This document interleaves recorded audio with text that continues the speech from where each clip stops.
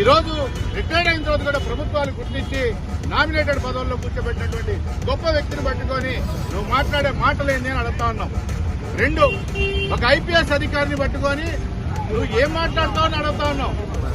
మా కర్మగా అయితే భారతదేశంలో మేము చేసుకున్న దౌర్భాగ్యం ఏంటంటే ప్రపంచం మొత్తం మీద ఏదైతే మైనారిటీలు అనే వాళ్ళు అడుక్కుంటారు మెజార్టీ వాళ్ళని. మాకు పట్టిన దరిద్రం ఏంటంటే మెజార్టీ పీపుల్ ఎవరైతే ఉన్నాం బీసీలో మేము మైనారిటీలు అడుక్కుంటున్నాం.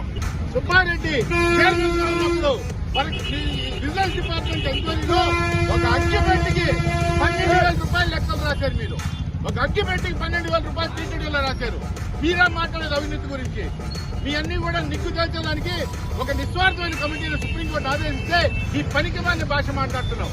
కొద్దిగా బుద్ధి ఉండాలి నీకు. మన ఇంట్లో చిన్నాయిని చంపినట్టు పట్టుకొని చేదరాలేదు కానీ ఎవరో ఐఏఎస్ ఇస్తే బంధువులు వేస్తే నీకు వచ్చిందా అని అడుగుతా ఉన్నావు. ఆలోచించుకోవాలి కొద్దిగానే మీరు.